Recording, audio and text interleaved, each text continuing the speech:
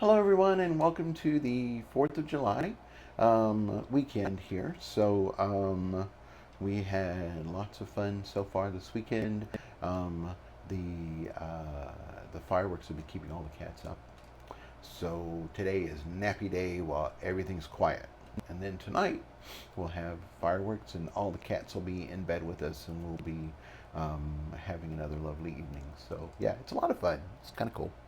And they don't do too bad. They don't do too bad. They just like to be with us, of course. And I think Benjamin's protecting us more than anything. Like, he's not sure what all those noises are, and he wants to make sure everybody's safe. And yeah, so that's kind of cool. Yeah, we get lots of treats during this time of year too. So that's also very helpful.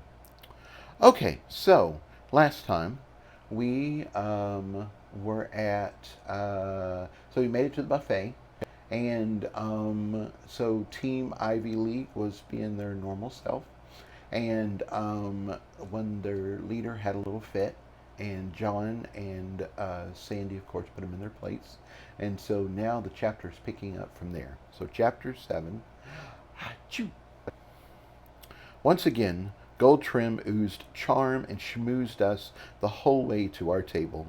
He managed to compliment us, brag about the food, and diss Ivy League, all while remaining polite and welcoming. His banter was highly polished and was clearly a skill he developed over years of service. So much for not attracting attention, Annabeth said to me as we brought up the rear of our group. That guy was really high strung, though, so I guess there was no way around making a scene. She took my hand in hers and gave it a comforting squeeze. Speaking of scenes, are you okay? Things really got out of hand with you and Tyler. I squeezed her hand back and gave her a warm smile. I'm fine, or at least I will be. It was just shocking how fast things changed. I can't be mad at Tyler for being an incubus. That wouldn't make any sense. He's just learning and growing just like I am, and sometimes that means his powers get out of control. I looked at Tyler walking beside Sandy. I did get a little overstimulated, though, so I need a bit of space to calm down. I was going to say more, but we'd arrived at our destination. Gold Trim had led us past all the regular tables and was seating us at an open cabana. Sandy said we didn't need the special seating. A regular table was fine, but Gold Trim insisted. He pulled out the chair for Sandy and then pulled out the chair for John, too. He kept up his flowery banter with Sandy, but I noticed he kept touching John and sending admiring glances his way. John stayed his normal friendly self and didn't seem to notice. Sandy seemed amused by it all. The table in the cabana was much bigger than we needed. It could have sat 10 easily, but John said it gave us more room to spread out. We also kept our 4 servers, although Sandy said that was way too many. Goldtrim insisted and signaled for one more to join us, so we each had our own server. He said that was the absolute lowest level of service he would allow because we deserved so much more. They offered to get our food for us, but the real fun of a buffet was browsing a selection of dishes, so we declined. The server who attached herself to me was called Tammy, and she insisted that she carry the plate as we moved along. She had a boyish look with short hair and a welcoming smile, and we quickly got along. There were so many things I wanted to try. I only put small amounts of each item on my plate. Even so, it quickly filled up, and we started a second one. I could have started a third, but decided to stop and just eat what we'd already gathered. Tyler sat by John and continued to give me my space. I loved him for that. How on earth had I gotten such an understanding boyfriend? As I ate, my nerves calmed down and my hormones settled out. Sugar, carbs, and alcohol hit my system, and soon I was laughing and joking with the rest of my crew. I had a little wine for medicinal purposes, but I mostly enjoyed a Mountain Dew with cherry syrup and a few other ingredients that Tammy mixed for me. It was bubbly, fruity, and rich as hell. I loved it. While we ate, our servers waited a few steps behind us, watching every move. They were poised to immediately spring into action and provide whatever service we needed. At one point, Annabeth shifted her napkin and dropped her fork. Her server actually caught the fork before it hit the ground and immediately provided her with a fresh one. "Is this how the posh people live?" Annabeth murmured quietly to me at one point. "I'd always thought it'd be nice to have a servant do stuff for me, like in those old movies, but now I'm not so sure." "I know what you mean," I murmured back. "It's hard to relax. I feel like I have to be on my best behavior or something." Tammy and I went up to the buffet again, and I loaded up plates 3 and 4. Once again, they all went down easy. John was right. It was a good thing we had a larger table, as all of us were eating like we needed to eat $200 worth or bust. It wasn't intentional, but rather that we were just all that hungry. Goldtrim stopped by often to make sure we were taken care of and have another moment with John. Sandy discreetly inquired how much this was costing us, and he grandly told us that our money was no good here. He wasn't charging us a cent, and we would be his guests for our entire stay at the palace. John got a little alarmed and said he didn't want Goldtrim footing the cost of our dinners. That was going to add up to a lot. Goldtrim swooned over John's concern and gushed over how thoughtful he was. John wasn't to worry, as he had a lot of discretion in how to handle the affairs of the buffet, and our status gave him enough reason to make sure our meals were taken care of. I wasn't hungry anymore, but I still had room for dessert, so I headed up for my next buffet trip with Tammy. I saw several members of Team Ivy League, so I guess my third trip had lined up with their second one. We ignored each other, so everything was fine. At least, it was until their team member with the bitchy face ran into me.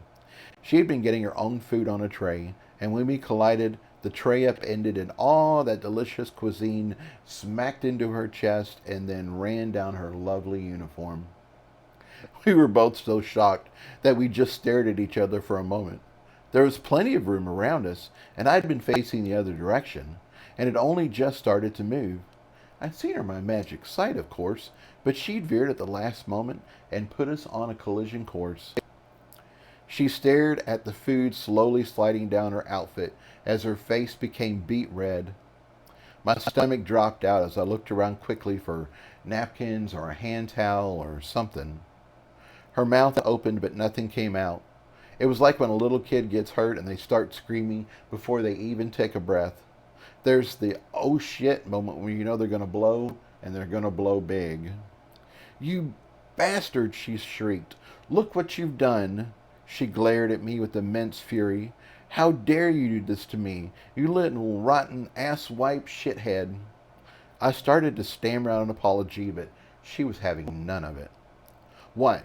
Are your eyes crossed? How can you be so stupid? How are you even walking? Did your two working brain cells dry up and blow out your ass when you farted? Why are you even talking to me?" She got right up in my face. "Why don't you just go somewhere and die?" A few members of her team heard the commotion and came running. Oh boy, this was going to turn into a major incident. Or maybe it wasn't. We had drawn the attention of a few nearby tables, but nobody looked like they were clutching their pearls and ready to faint. 2 of her team members were still headed our way, but the rest of them had seen who it was, had stopped, and went in the other direction. I looked toward our cabana, but nobody was paying any attention. That was the only problem with the fancy tables. They were on the opposite side of this huge room. There were lots of people talking and eating, so the background level of noise was fairly high. Even with their shrieking at full volume, they still probably couldn't hear her. "Tammy, why don't you take my plates and head back to the table?" I said quickly. I didn't want her caught up in whatever drama might go down. She was just a member of the wait staff after all. She didn't deserve to have any of Bitchface's anger aimed at her. Let them know what's going on and see if they can head this way. Tammy nodded gratefully and scurried off. The 2 members of Ivy League arrived, and Bitchface started screaming at them too. "Where the hell were you?" She laid into the smaller one. You're supposed to stay with me and clear out the rats. You weren't here, so this jackass made a mess. This is your fault just as much as it is his." The smaller one grimaced, like he was used to being her whipping boy. He started picking the food off her and wiped it on a nearby plate as she continued to berate him. A server with clean washcloths arrived and began to help him. Then another server arrived and started dealing with the mess on the floor. I'm sure this wasn't the first spill they'd had to take care of. Bitchface looked over at us and seemed to realize we were still standing there. At that moment, I realized I probably should have taken the opportunity to quietly sneak away. Oops. "What are you waiting for?" she snapped at the taller team member standing by me. "Duel him already and make it hurt. Make it a lesson he'll never forget, asshole." She started to cuss us out as tall guy grabbed my arm and started guiding me away from ground zero. I went with him as he seemed just as anxious as I was to get out of her vocal range. Tall guy seemed older and calmer, and his grip on my arm wasn't forceful. It was more of a guiding pressure. Although, with everything that had gone down, I sort of felt like a naughty student that was being taken to the principal's office by a teacher. "I'm sorry you got caught up in that," he said. We were walking down the buffet, away from the entrance and farther away from our cabana. This has been a particularly trying couple weeks for our team. She's always been a bit high-strung anyway. "What's going on with you all?" I asked. The guy in the line went batshit crazy too. "We recently lost a team member," he said, "and we lost a major sponsor." I opened my mouth to ask more about that, but he quickly interjected. "This isn't something I want to talk about, especially with the first-year house rat." He glanced at the star that showed out I was a participant in the tournament. "I can't believe they let someone like you in. They must have lost their damn minds." He shook his head in wonder, and before I could say anything, continued again. "Why the hell did you run into her anyway? Even though you were in the tournament and she can't duel you, you had to have known her team would step up and take care of the situation." "I didn't run into her," I replied. "She ran into me. It all happened so fast, but I thought she was going to pass me by. But then she changed direction at the last minute and ran right into me. I could see just by looking at her that she's high-strung. There's no way I'd want to antagonize her." Tall guy stopped and just stared at me. "She ran into me," I insisted, but he just gave me the hairy eyeball. "I'm trying to figure out if you're that stupid because you're so young or if it's because you're in a house." How do I reply to that? "Look, kid," he said, "if someone with more power heads your way, it's always your responsibility to get the hell out of their way. You're only a first year, so you should have felt her presence and given her a wide berth. You should always be aware of everyone around you and be prepared to react to any situation that may arise." "That can't be right," I protested. "She ran into me when I wasn't even moving. I know she has more power, but I'm still a human being. People just don't run into each other." "You're not a person," Tall Guy snapped. "You're a mage, and you're barely that. You're a first year and your power is so low I can't feel any presence coming off of you at all.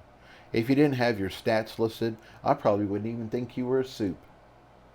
Which means that every person here at this event outranks you. If a mage wants your spot, you better move. If they want your place in line, it's theirs to take. If they want the clothes off your back, you give it to them. If they want you to jump, start jumping right away before you ask them how high. He got right up in my face. "You're a little tiny minnow in a big pond. Your first year goal should be to swim as fast as possible and not get eaten. I'm trying to do you a favor here. I had someone give me this talk when I was young, and it got me straightened out. I survived, and today I'm in a good position. I have a school to protect me, teachers to train me, teammates to support me. One day, if you're lucky, you'll have that too." I felt like I was being told off by the teacher, and I was finding it a little intimidating. I swallowed hard and checked out his stats.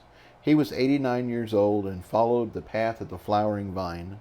He had lots of other stuff listed, but those were the only things that jumped out at me. I felt like this guy wasn't a bad person. In his own way, he was trying to help me. I understood what he was warning me about. On the other hand, I felt stubborn. People shouldn't just run into someone. Just because someone could be mean to someone else didn't mean that they should be. I got that the supernatural world was built on strength, but it was still a society, and politeness and courtesy are the lubes that keep society running. As a gay man, I knew the importance of lube. When it runs out, the good times stop, and nobody wants that. I guess my face showed what I was thinking as Tall Guy leaned back and sighed. I'm updating my opinion of you. You're both young and stupid. He sighed again. Well, I can't say I didn't try. Maybe this duel will knock some sense into you. He looked at me expectantly. I wasn't sure what he wanted, so I just stared back. Summon your attendant, boy. I don't have all day. Oh, you mean talk? I asked. Then I felt silly. Of course he meant talk. Talk, I called aloud. I need you. Talk popped into being on my right shoulder. I'm here, young master. How may I help? Then he caught sight of Tall Guy staring at me. Oh, what's going on? Haven't you declared a duel before? Tall Guy ignored talk and continued to talk to me. Not like this, I said, shaking my head. I was going to say more, but then I figured the less he knew about my lack of experience, the better. Well, that certainly explains the attitude, Tall Guy said. It's in for an adjustment today. Just keep in mind what I told you. Keep your head down and hope you survive. Tall Guy then turned to talk. I'm officially declaring a duel of honor with this mage. He ran into my teammate and ruined her uniform, thereby causing her undue distress on the night before the start of the tournament. Since tournament participants are not allowed to duel directly, I am officially acting as her champion. This duel will be complete when her honor has been avenged. Talk flew off my shoulder and stared at me with big eyes. Oh, Jason, what have you gotten yourself into? Then he reluctantly turned to Tall Guy. The duel has been declared and recorded. You may now proceed directly to the nearest dueling chamber. Tall Guy grabbed my arm again, and we continued walking to the back of the buffet area. For the first time, I noticed a space about the size of a living room enclosed in glass. Actually, it was more like a 10-foot cube, and there were two beefy security-looking guys on either end of it. They had on black pants, black jackets, white shirts, and black ties. The only thing they were missing from the Men in Black movies were the cool shades. Despite this, they managed to look tough and capable. Their broad shoulders and thick muscles said they could break you in half with one hand while thumbing through the feed on their phones with the other. Jason, what happened? Talk asked anxiously as he flittered in front of me. I gave him a quick summary of the situation. Oh, Jason, he wailed anxiously. This is just awful. And it's the night before the tournament. There won't be any time for you to heal before it starts. And I was so hoping you would have a good first showing. Now it's all going to be ruined. I think I will be okay, I replied soothingly. Sure, this guy was much older than me, but I'd fought older mages in the exchange of reconciliation with Ken's school. This guy used the Path of the Flowering Vine, which was an unknown for me, but I felt like I could handle it. Oh, Jason, Talk said as he continued to circle anxiously. I know you feel confident. It's normal to feel invincible when you're young. But you're a first year. More than that, you belong to a house. He gazed at me with worried eyes. I don't want to put you down at all. You are an extraordinary young mage, and you've already done so much for me. But everybody knows that house mages can't fight. Really? I laughed. Have a little faith. Maybe you'll be surprised. Talk tried to look hopeful, but he didn't succeed very well. Why don't you pop back to our table and let the others know what's going on and where we're at? Talk flew away as I got a bit of side-eye from Tall Guy. He'd heard everything I'd said, of course, and he seemed both amused and exasperated by my confidence. I was going to get battle ready, but we'd already arrived at the glass cube. Tall Guy nodded at the two men in black and headed towards one side of the cube. I kept following him. Once he saw what I was doing, he stopped. "Where are you going?" he snapped. "Go to the other side. You have your own door." Then he started walking again. He tapped wrists with the men in black outside his door and stepped inside. I figured I needed to do the same, so I walked towards the other men in black. "First time?" he asked as we tapped bank stamps. I nodded. He chuckled. "I remembered my first time. I was bloody for days. Is a member of your team coming to collect you?" "Yes," I replied. "They have been notified and should be here shortly." "Excellent," he replied. "When you fall, it is your teammates' responsibility to remove you. If the dueling chamber is needed before then, I will drag you out myself. Should that be necessary, your team will incur a small fine."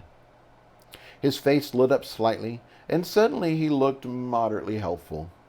"I can also provide resuscitation services for a small fee, payable up front, of course. I'm familiar with all levels of first aid, including tourniquets and setting broken bones. Would you or your team like to engage my services?" No, thank you," I replied politely, and his expression settled back to neutral boredom. He gestured towards the door and then looked away. I'm sure he'd seen so many duels, they didn't interest him anymore. I opened the door and stepped inside.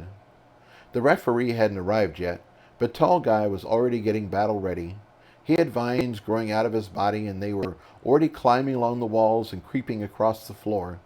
I guess this was his path getting ready for action. I needed to get battle ready, too, so I called my little creations, and they flew out of me and got into position. It used to be that it took me a while to get my creations together. I needed to imagine each one, fill them with magic, and give them directions.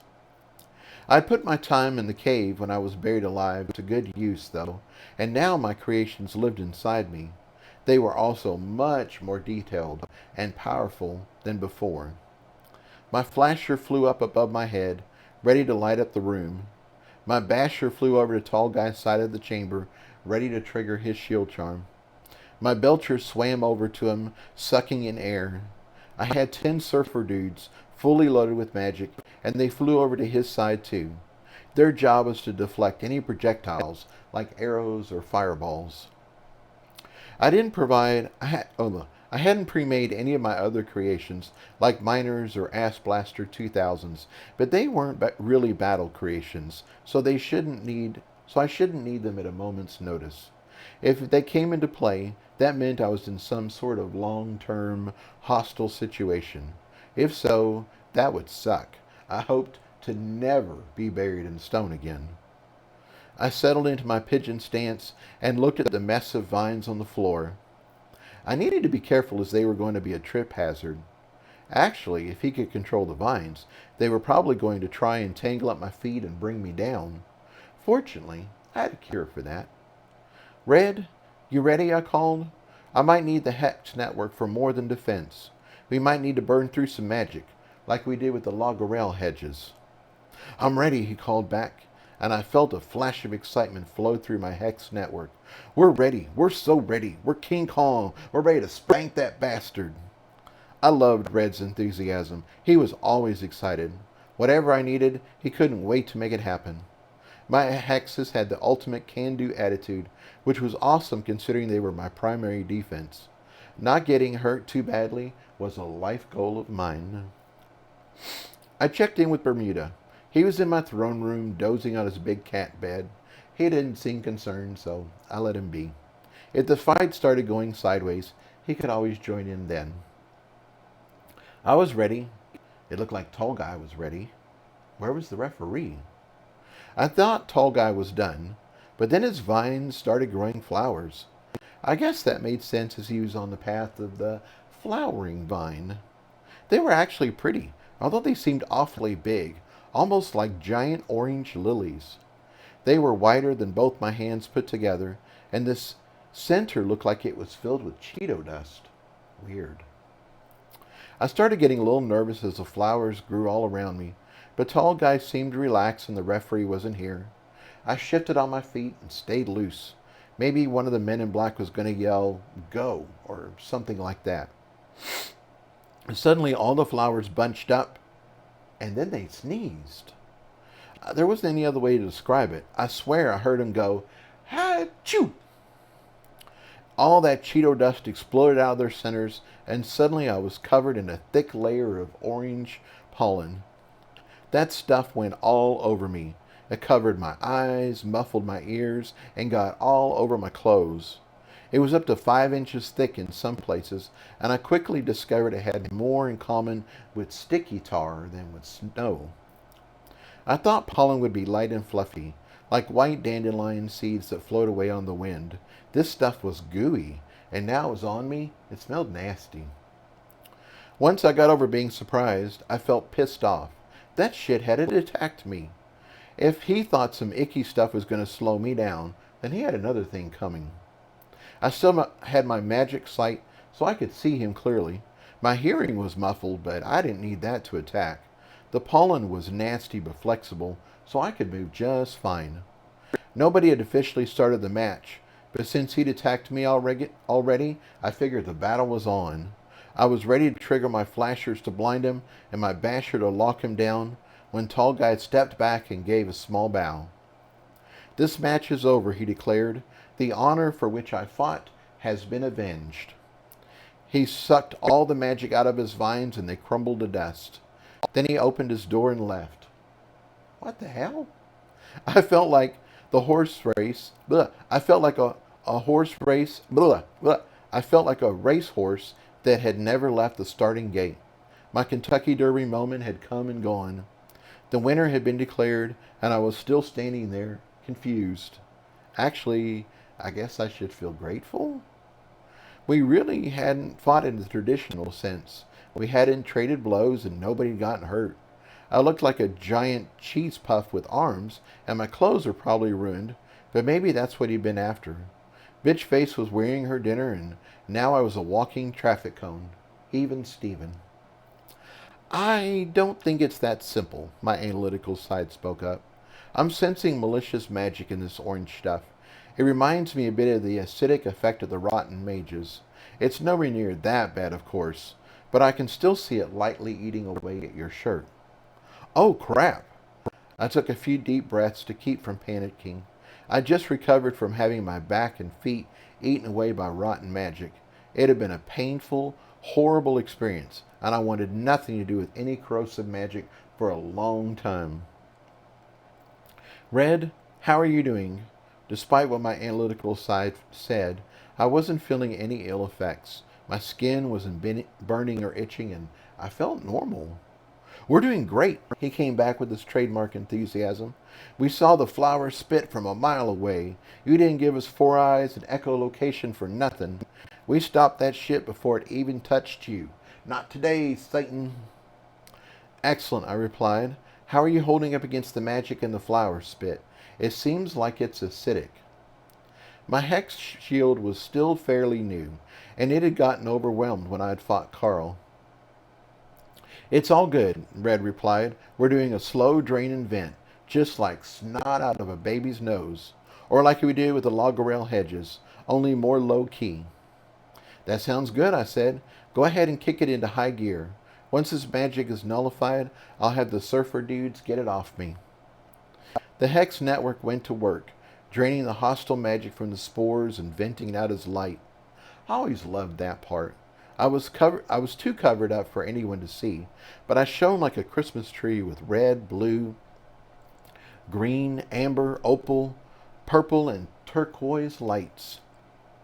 My hexes were the most colorful soul creations I'd made. "Okay," I told my analytical side. "It seems like all is well. I need to clean up this mess, but overall it wasn't too bad. I was afraid these paths were going to be game changers and we would be outclassed." "You need to rethink that," my analytical side said.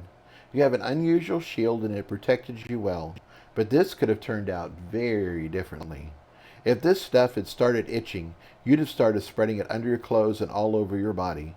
Without Red, it's probable that right now your junk would feel like it was on fire and you wouldn't get any Tyler time for a long time." Oh, that was not a nice thought. "And that's just your regular problems. What happens when this gets in your eyes? You could have been blinded. What happens when this gets up your nose or in your lungs? It's possible you wouldn't have been able to breathe. You might have died.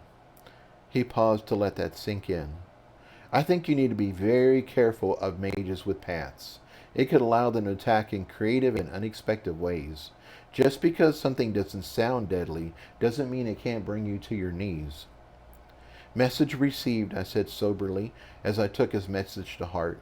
Magic could do anything, so by extension, supernaturals could attack and defend in all kinds of ways. I'd hated my time in the cave, buried in the stone floor, but I'd gotten through the experience, and some of the changes I'd made then were saving me now. I'd had red protect my mouth and nose from any airborne particles. A sneeze at that time could have killed me. Now, that change was protecting me from breathing in all this orange irritant. I'd already given Red his orders, but still took a moment to send a pulse of gratitude to all my hexes, to all my hexagons. Now I knew how nefarious Tall Guy's attack had been. I felt like there needed to be some sort of pushback. If Annabeth or Sandy had been hit by this guy, the results would have been very different. Belcher, go find Bitch Face and put her on blast, I said. That should piss her off even more, and I'm sure some of that will spill over onto Tall Guy. My Belcher, who was basically a blowfish in reverse, blinked in acknowledgement and swam away. Next, I turned to my flasher. Go and find Tall Guy. Wait till he's focused on something, then light him up. The little firefly twinkled in response and flew away. I knew it was petty, but I felt better. I wasn't actually attacking them, so I wasn't breaking any rules. I was just causing light and sound to happen in their general vicinity. If that happened to upset them, good. The men in black on my side knocked on the door. Your duel is over, he said in a bored voice. It's time for you to leave. If you cannot exit under your own power, I am authorized to remove you for a small fee. I wasn't clean yet, but I sure as hell wasn't going to pay him anything. I quickly opened the door and left the dueling chamber. I thought about giving him a hug and a pat on the back, but my common sense quickly asserted itself. I didn't need anyone else upset with me. When my MIB saw I'd been flower slimed, he quickly backed up. Get away from me, he snapped. I don't care where you go, but you can't hang around here. I left a trail of orange slime behind me as I made the Cheeto shuffle away from the chamber. Fortunately, I was met by Sandy and the crew, as well as our wait staff. What the hell happened to you? John asked, and I gave him an abbreviated version of the story while our servers ran to get cleaning supplies.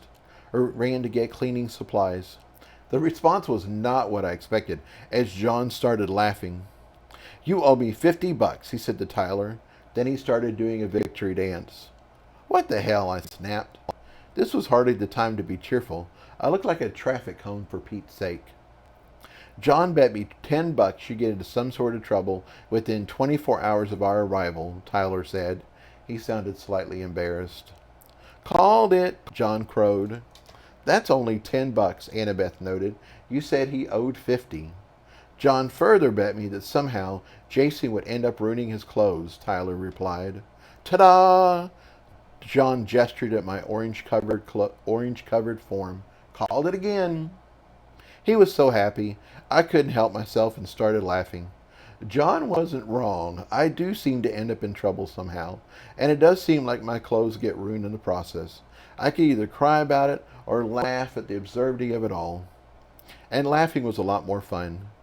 Sandy smacked John's arm and told him to behave, but she started chuckling too.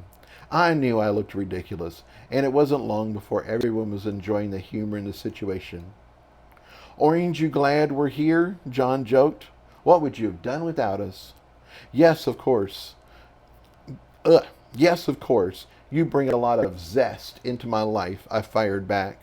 Seriously, though, are you okay? Are you bleeding anywhere? John asked. Finally, a real question, Sandy said, sounding concerned. Are you sure you're okay? Are you sure you're okay? I was just checking to see if he was a blood orange, John interjected. We all laughed and groaned, and Sandy smacked John twice. Then I heard a "Bwah!" in the distance and the sound of another dropped tray. Immediately my heart felt lighter. Then I felt my flasher sparked and everyone gasped. My eyes were still covered with flour spit, so I couldn't physically see the flash, but based on my crew's reaction, it had been epic. I smiled.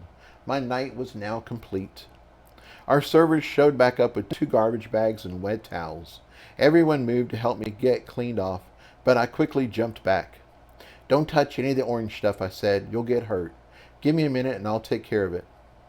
I called to my surfer dudes and they got to work rolling the orange stuff up into compact little balls and dropping them into the garbage bags. The servers held the bags open as they went to work, and the cleanup happened pretty quickly. My dudes are the fastest creations I have, and they were moving at top speed. We had to pause, though, when the orange balls started melting through the garbage bags. I think maybe the others hadn't realized just how bad the orange stuff was, so when the garbage bags started melting, that got a reaction. The waiters hurried off again, and this time they came back with metal trash cans. That did the trick, and the cleanup got back into gear. After the dudes cleaned off most of the pollen, I quickly peeled off my shirt and pants and put them in the garbage. That's when I realized it wasn't just my clothes. I'd ruined my shoes, too. That really sucked. I liked my shoes, and I only had 1 spare pair. I debated about my underwear. I tried to be as careful as possible with the cleanup, but even so, a lot of the orange stuff had dripped onto them. I really didn't want to walk around in my birthday suit, though. Tammy solved the problem by draping me in a large tablecloth. The fabric was actually quite nice, and she turned the whole thing into a gown. I had no idea how she did it, but when she'd finished folding and tying it around me, it transformed into a beautiful dress, like you'd see on the red carpet. I loved it and gave a twirl. Then I had fun sashaying down an imaginary runway all the way back to our cabana. I still had food to eat, so I got back into the role of diner and had a lovely time. Despite how cheerful John was, he let slip that he and Tyler were going to hunt down Tall Guy, Bitchface, and anybody else that wanted in on the action and teach them a lesson. I quickly squashed the notion. I appreciated that they wanted to stick up for me, but we were here to win a tournament and make some pearls. We needed to stay focused on that. I also want to remind everyone that standard guest rules of conduct apply. Talk interjected. He seemed very alarmed by John's plan. "And what would those rules be?" John asked. Talk looked at him in surprise and then quickly recovered. "I keep forgetting that you have not ventured out of your house before." Talk apologized and bowed with a sweeping gesture that included us all. "I'm sure the customs underground are different from what will apply here." Annabeth caught my eye and grinned. She loved Talk's skewed perception of house. She thought Talk's skewed perception of house life was funny as heck. "Please remember that all disputes must be fully registered with the concierge, and all fighting must happen in a dueling chamber. This is to protect your fellow guests, as well as to prevent any damage to the palace. As a bonus, these duels are sanctioned matches, so the bank will update your power rating." "That makes sense," my analytical side spoke up. "I'm sure before the dueling chambers, offensive spells would fly into other supernaturals and pull them into the fight. I'm also sure it caused a lot of property damage too. It was probably like those bar fights in a saloon in the Old West. It would start out with 2 people fighting, and before long, everyone was smashing bottles over people's heads and wrecking the place." "I'm curious, though," John said. "What happens if we attack another team in the hallway? We've gotten a lot of weird looks, and it's obvious the house is not well liked. So it could happen." "I'm pretty sure you're safe from a group brawl," Talk said confidently. "After all, any damage done to the property is paid for by the signature party." We all looked at each other in confusion. "What's the signature party?" John asked. "It's the party whose magical signature is on the damage," Talk explained. "So, John, if you got angry and punched a hole in the wall, your magical signature would be all over the damage. Housekeeping would scan the hole, link it to your signature, and then the palace would debit your account for repairs." "That makes sense," John agreed. "Who would get billed if John picked somebody up and threw them into the wall, Tyler asked, there would still be a hole, but it wouldn't be John's signature on the damage. In that unlikely scenario, the person who hit the wall would be charged for the damage, Talk said. I know that doesn't sound fair, but the rules are simple for a reason. John and Tyler exchanged grins. If we got attacked in the hallway, I was sure these two would have our attackers bouncing off the walls in no time. It also meant that Sandy would have to be very careful. She couldn't just burn the place down.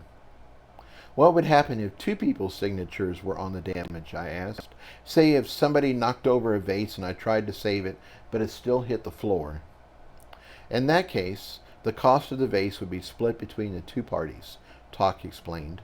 The best course of action, though, would be to not go anywhere near the vase. And if there is a fight, don't go near it. You're much better to stay out of the way and let someone else pay the fines. In the unlikely event you are caught up in some sort of altercation, you need to run towards any of the security personnel.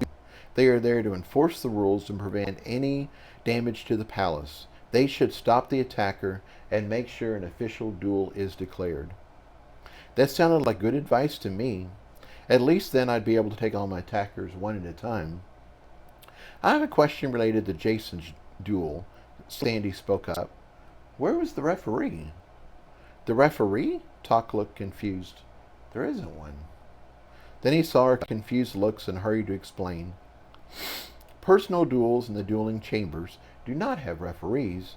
Announcers and referees are only used for the larger professional tournaments. He turned to me. Hold on. Is that why you didn't do anything? You were waiting on a referee? He sounded incredulous. All the structured fights I've had up to this point have had referees, I explained defensively. I felt a bit stupid that I hadn't reacted sooner. So without a ref, who starts the duel? You do, Talk replied like it was self-evident. You can start setting up as soon as you go through the door. If your opponent is already there, you can start attacking right away. Most mages require some sort of setup, though, so it's a good idea to get into the dueling chamber first. So I should have run to the door, got into the chamber first, and then punched his lights out as soon as he stepped inside? I was suddenly seeing my match in a whole new light.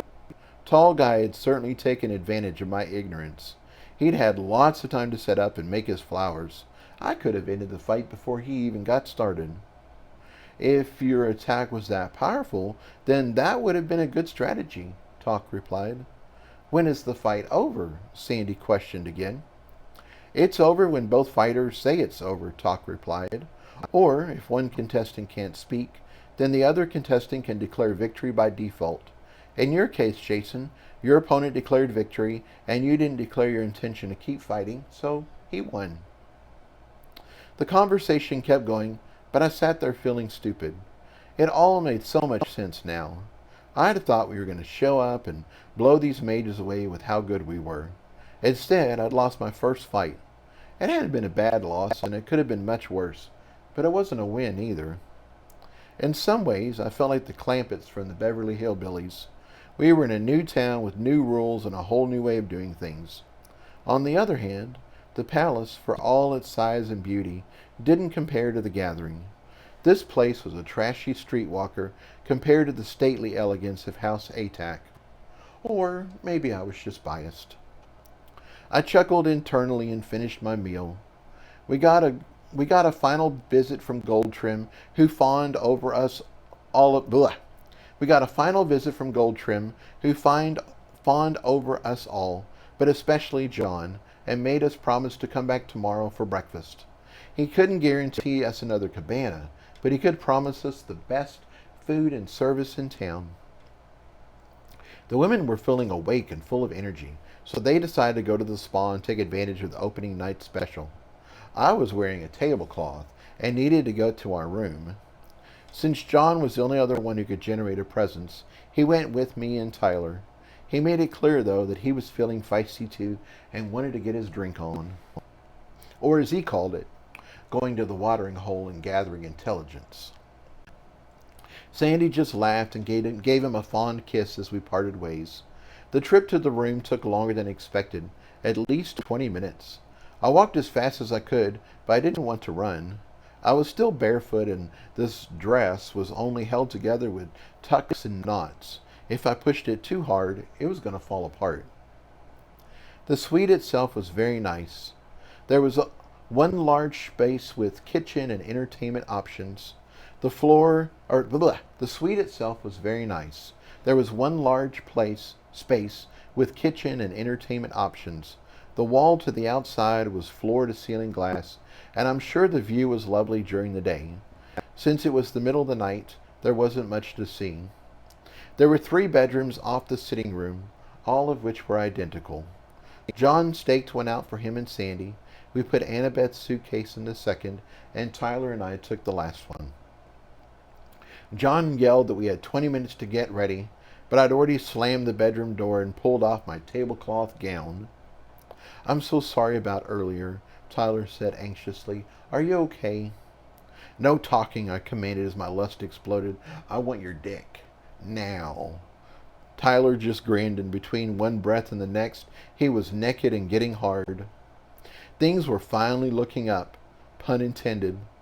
I was supposed to be having a shower and getting clean, but we never made it that far. The shower wasn't as nice as my walk-through one at home anyway, so I wasn't missing anything. I'd been lusting for Tyler ever since he kissed me in the house at the start of our journey, and now I finally had him. I kissed him like he was air and I was drowning. I clung to him like he was my raft on the deep blue ocean. I inhaled his manly scent and moaned with pleasure. I shivered at his touch and thrilled at the power of his body.